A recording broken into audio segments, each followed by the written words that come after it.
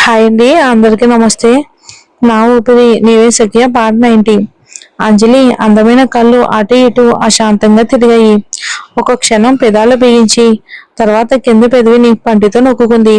ఏ నిర్ణయం తీసుకోవాలో తెలియక ఆమె చాలా ఇబ్బంది పడుతున్నట్టు ఆమె ముఖంలో స్పష్టంగా కనిపిస్తుంది.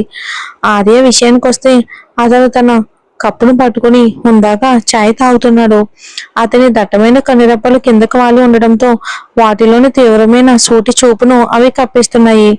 అంజలి అకస్మాత్తుగా అతని వైపుకు సహాయం కోసం బతిమాలుతున్నట్టుగా ఒక క్షణం చూసింది. కానీ అతని అందమైన ముఖంలో ఏమీ పట్టనట్టు ఉన్న నిర్లక్ష్యపు భావాన్ని మాత్రమే చూడగలిగింది. ఈ విషయానికి తనకి ఏం సంబంధం లేనట్టుగా, ఆమెకి ఏమాత్రం సహాయం చేసే ఉద్దేశం లేనట్టుగా ప్రవర్తిస్తున్నాడు ఆర్య. ఆమె అతని వైపు నుండి చూపు తిప్పుకుని కళ్ళు దించుకుంది. అదే సమయంలో ఆమె మనసులో చాలా చిరాకు పడుతూ కొనుక్కుంది. అసలు ఇతని నుండి నేనేం ఆశించాను? నేను నలుగురిలో నవ్వుల పాలు అవటం చూడ్డానికో లేక ఈ సరదా చూడ్డానికో వచ్చాడు.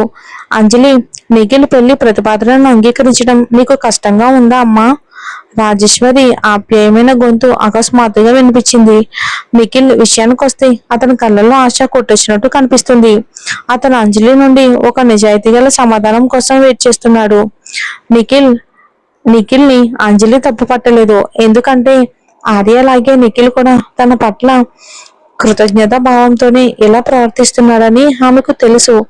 ఒకవేళ అతను తనని నిజంగా ఇష్టపడినా అతను అంగీకరించలేదు. క్షమించండి నిఖిల్, క్షమించండి. క్షమించండి అమ్మమ్మ గారు, నేను నిఖిల్ ప్రతిపాదనను అంగీకరించలేను.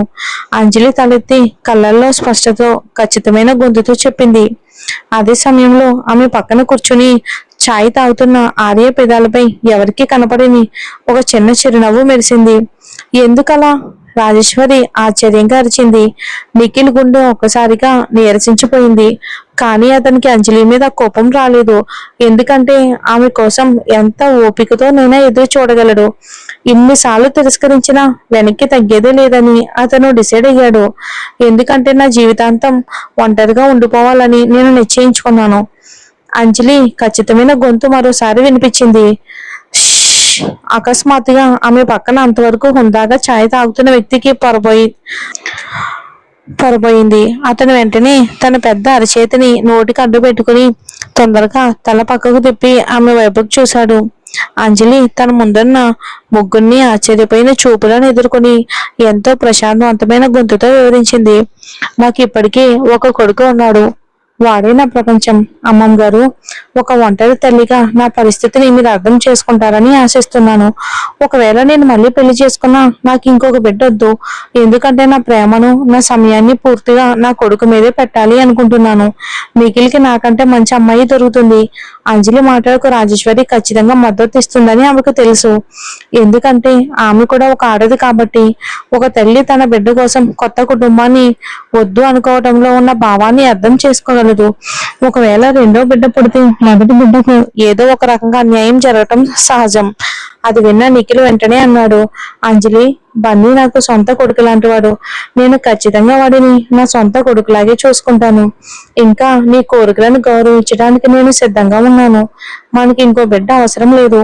నేను నీతో కలిసి బన్నీని ఖచ్చితంగా పెంచుతాను, చూసుకుంటాను. దీని గురించి నువ్వేమంటావు? అదే సమయంలో రాజేశ్వరి పైకి చూపించకపోయినా లోపల కంగారు పడుతుంది. అది ఎలా కుదురుతుంది? నిఖిల్ తండ్రి దీనికి ఒప్పుకోడు. నా కూతురు అస్సలు ఒప్పుకోదు. మాధవ్ కుటుంబం వంశం ముందుకు సాగాలి కదా. ఆ క్షణంలో ఆర్య కనుబొమ్మలు ముడిచి నిఖిల్ వైపుకు ఇలా అన్నాడు. నిఖిల్, పిచ్చి వేషాలు వేయకు. నువ్వు మీ అమ్మా నాన్నల కోరికలను కూడా ఖచ్చితంగా గౌరవించాలి. అన్నయ్య, ఈ విషయంలో నా నిర్ణయం నేను తీసుకోగలను. నిఖిల్ ప్రశాంతంగా బదిలిచ్చాడు. అంజలిని పొందటంలో తను ఎంత నిశ్చయంగా ఉన్నాడో ఆర్యకి చూపించడానికి అతను అలా అన్నాడు. నిఖిల్, నీ నిజాయితీకి నేను చాలా సంతోషిస్తున్నాను. కానీ నా జీవితాంతం ఒంటరిగా ఉండాలని నేను నిర్ణయించుకున్నాను. నేను ఏ మగాన్ని పెళ్లి చేసుకోను. నువ్వు కూడా దానికి మినహాయింపు కాదు. అంజలి తన వైఖరిని స్పష్టం చేసింది. ఆ మాటల నుండి వెనక్కి తగ్గే ప్రసక్తే లేదు. ఎందుకంటే అవి ఆమె నిజమైన ఆలోచనలు కాబట్టి. ఆమె మాట పూర్తి చేయగానే ఆర్య ముఖం ఒక్కసారిగా నల్లబడింది. ఆమె పక్కనే కూర్చున్న అతను ఆమె వైపుకు కోపంగా చూస్తూ, అంజలి గారు, మీరంత తొందరపడి మాట్లాడకూడదు. ఒకవేళ భవిష్యత్తులో మీ మనసు మారితే అప్పుడు మీకే ఇబ్బందిగా ఉంటుంది. దానికి బదులుగా అంజలి అతని వైపుకు కోపంగా చూసింది. నేను ఖచ్చితంగా చెప్పినట్టే చేస్తాను, కాబట్టి మీరు దాని గురించి ఆందోళన చెందాల్సిన అవసరం ఏమాత్రం లేదు ఆర్య గారు. అకస్మాత్తుగా రాజేశ్వరి ఆశ్చర్యపోయింది. ఆర్య మాటలకు అర్థం ఏంటి? నాకేమీ అర్థం కావట్లేదు. ఇంకా ఆ సమయంలో భోజనం వచ్చింది. వాతావరణం చాలా ఉద్రేకంగా మారడం గమనించిన రాజేశ్వరి వెంటనే అంజలికి సహాయ చేసింది. సరేలే తల్లి, ఇక మాటలు ఆపి తిన్నాం పదండి అంటూ తింటూ మాట్లాడుకోవచ్చు. ఇదిగో అంజలి, ఇది ప్రయత్నించు. నిఖిల్ టేబుల్ మీద నుండి ఆమె పళ్ళెంలోకి కొంచెం సలాడ్ వడ్డించాడు. అది చూసిన అంజలి మర్యాదగా థ్యాంక్ యూ నిఖిల్, నేను తీసుకుంటానులే అని చెప్పింది. అదే సమయంలో రాజేశ్వరి అకస్మాత్తుగా బాధగా అంది. అంజలి, మనం కలవడం విధిరాతే అయి ఉంటుంది. అందుకే మనం కలిసి ఒక కుటుంబం అవ్వాలని నేను మనస్ఫూర్తిగా కోరుకుంటున్నాను. మిమ్మల్ని అందరినీ కలుసుకోవడం కూడా నా అదృష్టం. మీ అమ్మ అదేని కాపాడడానికి తన ప్రాణాలను త్యాగం చేసింది. నువ్వు విదేశాల్లో ఉన్నప్పుడు నిఖిల్ ప్రాణాలను కాపాడ్డావు. ఈ రెండు గొప్ప సహాయాల తర్వాత నేను నిన్నెప్పుడూ నా కుటుంబంలో ఒకటిగా అనుకున్నాను. అకస్మాత్తుగా నిఖిల్ తల పైకెత్తి ఆశ్చర్యంగా, అమ్మమ్మ, మీరు ఇప్పుడు ఏమన్నారు? అంజలి వాళ్ళ అమ్మ ఆర్య ప్రాణాలు కాపాడిందా? అప్పుడు ఏం జరిగింది అని అడిగాడు. అప్పుడు రాజేశ్వరి అతని వైపుకు తిరిగి, నువ్వు ఇన్నేళ్లుగా విదేశాల్లో ఉన్నావు కదా, అందుకే నీకు ఈ సంఘటన గురించి తెలియకపోవటం సహజమే. ఆర్యకి 6 ఏళ్ల వయసులో ఉన్నప్పుడు అపహరణకు గురయ్యాడు. అప్పుడు అంజలి వాళ్ళ అమ్మ తన ప్రాణాలను త్యాగం చేసి అతన్ని కాపాడింది. మేము అంజలికు, ఆమె కుటుంబానికి జీవితాంతం రుణపడి ఉంటాము అని జవాబిచ్చింది. నిఖిల్ కళ్ళు ఆశ్చర్యంతో పెద్దవయ్యాయి. అతను విన్నది నమ్మలేకపోయాడు. అంజలికు ఆర్యకు మధ్య కూడా అంత గొప్ప సహాయంతో ముడిపడి ఉన్న బంధం ఉందని అతను కలలో కూడా ఊహించలేదు. అందుకేనా ఆర్య ఎప్పుడు అంజలి పక్కనే స్థిరంగా ఉండేది? నాలాగే తను కూడా ఆమె చేసిన ఆ గొప్ప సహాయానికి తిరిగి చెల్లించాలని అనుకుంటున్నాడా? ఆర్య గరుడ నగల సంస్థ బాధ్యతలు తీసుకోవటం, ఇప్పుడు సౌందర్య నగల కలంకారం ఆఫీసులోనే శాశ్వతంగా ఉండిపోవటం, ఇదంతా స్పష్టంగా అంజలి చేసిన గొప్ప సహాయాన్ని తిరిగి చెల్లించే మార్గమే. అకస్మాత్తుగా రాజేశ్వరి, నేను వాష్రూమ్కి వెళ్ళాలి అని చెప్పింది. అమ్మమ్మ గారు, నేను మీతో వస్తాను. అంజలి వెంటనే తన చెంచాలో గిన్నెలు పక్కన పెట్టి రాజేశ్వరి గారిని ఆమె కుర్చీ నుండి తోడుగా తీసుకువెళ్ళడానికి లేచింది. రాజేశ్వరి సంతోషంగా అంజలితో కలిసి వాష్రూమ్కి నడిచింది. వాళ్ళు వెళ్లి తలుపు మూసుకున్న వెంటనే నిఖిల్ కళ్ళల్లో పదునైన చూపుతో ఆర్య వైపుకు తిరిగాడు. ఆర్య, నువ్వు అంజలి ప్రేమను పొందడానికి ప్రయత్నిస్తున్నావా? అది విన్న ఆర్య ఏమాత్రం తడబడకుండా అవును అని జవాబిచ్చాడు. ఆమె చేసిన సహాయానికి బదులు తీర్చుకోవాలని చూస్తున్నావా, లేక నిజంగానే ఆమెను ఇష్టపడుతున్నావా? నిఖిల్ సూటిగా ఆర్యని ప్రశ్నించాడు. నాకు 2 కారణాలు సరైనవే, ఆర్య మెల్లని గొంతుతో అన్నాడు. నిజం చెప్పాలి అంటే తన తమ్ముడు ఇష్టపడిన అమ్మాయి వెంటే తను కూడా పడటం అతనికి కాస్త ఇబ్బందిగానే ఉంది. మరి నేనే ముందు అంజలి వెంట పడ్డాను, కాబట్టి ఆమె ప్రేమ కోసం నువ్వు నాతో పోరాడొద్దు. నిఖిల్ పిడికిలి కోపంతో గట్టిగా బిగిస్తూ అన్నాడు. ఇందులో ముందు వెనకలకి అర్థం లేదు.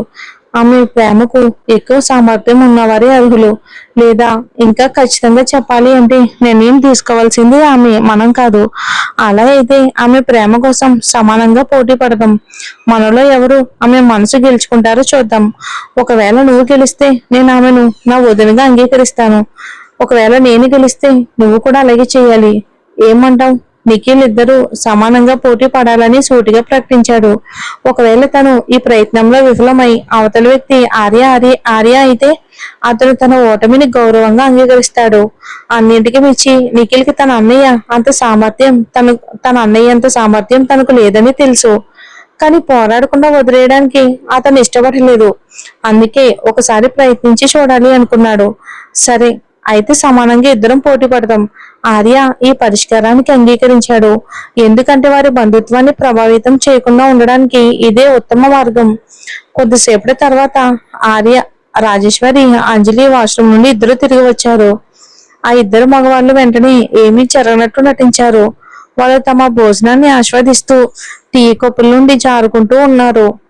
అంతకు ముందు ఉన్న గొడవ పడే వాతావరణం జాడ లేకుండా మాయమైపోయింది. ప్రశాంతంగా ఉంది అక్కడ ఉన్న వాతావరణం. అంజలి, నేను షాంపెయిన్ కి బదులుగా ఈ టీ కప్పుతో టోస్ట్ ప్రతిపాదించాలి అనుకుంటున్నాను. రాజేశ్వరి చేతిలో టీ కప్పును పట్టుకుని అంజలి వైపుకు నడిచింది. చాలా పొంగిపోయిన అంజలి, వెంటనే లేచి రాజేశ్వరి గారితో టోస్ట్ చేసింది. మీకు కూడా టోస్ట్. వచ్చేసరి జయంతిని సరదాగా మా ఇంటికి తీసుకురా. నేను అతన్ని కలవాలని చాలా అనుకుంటున్నాను, రాజేశ్వరి ప్రకటించింది. తప్పకుండా. మాకు ఖాళీ దొరికిన వెంటనే అతన్ని తీసుకుని మిమ్మల్ని కలవడానికి వస్తాను. అంజలి ఏమాత్రం సంకోచించకుండా అంగీకరించింది. అప్పుడే అంజలి భోజనాన్ని ఆస్వాదించడంలో లీనమై ఉన్నప్పుడు ఎవరో తన పల్లెంలో ఏదో వడ్డిస్తున్నట్టు అనిపించింది. అది నిఖిల్ అనుకుంది. కానీ అది వేరే వైపు నుండి వస్తున్నట్టు అనిపించడంతో తల పైకెత్తి చూసింది. అక్కడ ఆర్య ఆమె వైపుకు చూస్తూ ఉన్నాడు. ఆమెకు వడ్డించింది అతనేనని తెలిసింది. వెంటనే ఆమె ఆతృతగా అతని వైపుకు చూసి హెచ్చరికగా సైగ చేసింది. రాజేశ్వరి గారి ముందు అతనితో చాలా చనువుగా కనిపించడం ఆమెకి ఇష్టం లేదు. ఇంతలో నిఖిల్ ఇదంతా చూశాడు. తనలో కలిగిన నిరాశను ఆపుకోలేకపోయాడు. ప్రతి విషయంలో తను ఒక అడుగు వెనకపడ్డానని అతనికి అనిపించింది. తానే గనుక సౌందర్య నగల కళాగార బాధ్యతలు తీసుకుని ఉంటే అంజలి తన కింద పనిచేసేదని, తద్వారా పని వేళలో ప్రతిరోజు ఆమె ప్రేమను పొందడానికి ప్రయత్నించేవాడని అనుకున్నాడు. కానీ ఇప్పుడు ఆమె ఆర్య ఉద్యోగి. ఆమె పరిస్థితిని తనకు అనుకూలంగా మార్చుకోవడానికి అతనికి సరైన అవకాశం ఉంది. ఆ సమయంలో నిఖిల్ చాలా నిరుత్సాహంగా ఉన్నాడు. అందుకే ఆ భోజనం అతనికి రుచి పచి లేకుండా అనిపించింది. ప్రతి ముద్ద కూడా చాలా గడ్డిలా అనిపించింది. చివరికి భోజనం ముగిసింది. ఆర్య సమయం చూసుకుని రాజేశ్వరి గారితో, అమ్మమ్మ, నేను ఇప్పుడు ఆఫీస్కి తిరిగి వెళ్ళాలి అని చెప్పాడు. ఏంటి ఇంత తొందరగా వెళ్ళిపోతున్నావా? రాజేశ్వరి అది విని ఆశ్చర్యపోయింది. అవును, నేను అంజలి గారిని కూడా తిరిగి పంపించేస్తాను. మేమిద్దరం ఒకే ధరలో వెళ్తున్నాం కదా. ఆర్య అలా చెప్పగానే ఇంకా తన కుర్చీలోనే ఉన్న అంజలి వైపుకు తిరిగాడు. పదండి అని తొందర పెట్టాడు. ఇంతలో అంజలి క్షణకాలం ఆశ్చర్యపోయింది. తర్వాత వెంటనే తన బ్యాగ్ తీసుకుని రాజేశ్వరి గారికి వీడ్కోలు చెప్పింది. అమ్మమ్మ గారు, నేను మిమ్మల్ని మళ్ళీ కలుస్తాను అని చెప్పింది. మరి చూద్దాం ఏం జరుగుతుందో వచ్చే ఎపిసోడ్ లో. Thanks for watching.